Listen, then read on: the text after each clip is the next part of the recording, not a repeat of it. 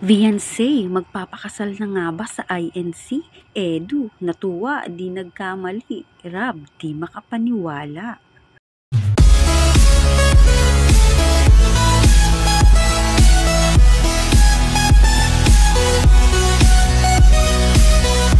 Viansay, di magdadalawang isip umanib sa INC.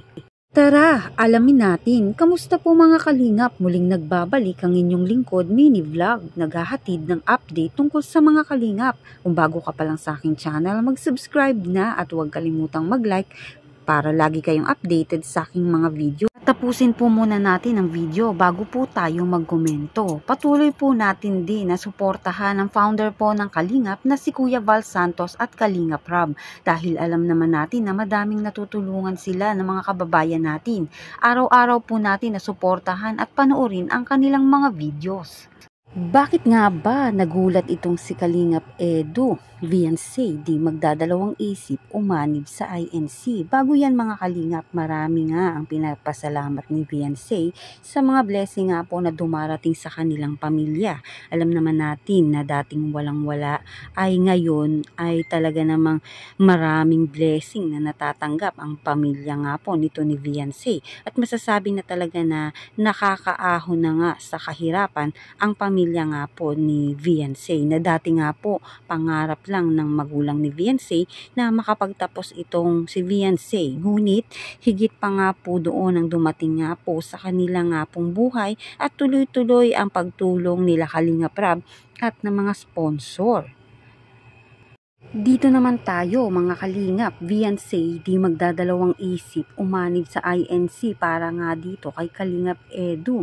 Alam naman natin mga kalingap na si Kalingap Edu ay isang INC ang kanyang relihiyon at alam natin kung ano ang mga rules ng INC. Kung mahal talaga ni Viansay, ito nga pong si Kalingap Edu, malamang sa malamang ay aanib ito si Viansay at wala namang masama doon lalo na kung maganda na parehas sila ng relihiyon na talaga namang iisa sila sa relihiyon na kanilang kakaaniban. Siyempre alam naman natin na si Viansay, naiisip niya talaga ang mga ganung bagay lalo na sila ni Kalingap Edu ay lumalalim nga po ang kanila nga pong relasyon.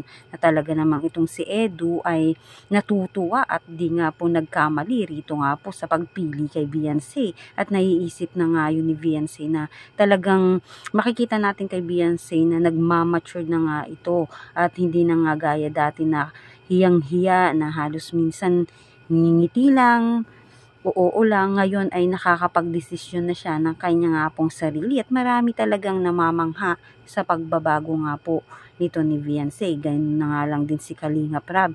Namamangha na lang dito kay Viansay dahil dati nga pong mahiyain, ngayon ay napakalaki na nga ng improvement nito ni Viansay. Kaya nga po mga kalingap, hindi talaga imposible na umanib itong si Viansay sa Iglesia ni Cristo. Dahil nga po, kung talaga nga pong si Edu ang kanya nga pong pinapangarap, ay talagang mapapakasal nga po ito sa loob ng Iglesia ni Cristo. At wala naman pong problema doon dahil nga po hindi naman yun ikasasama ni Viansay. Ikabubuti rin naman niya ang pag-anib nga po sa Iglesia ni Cristo.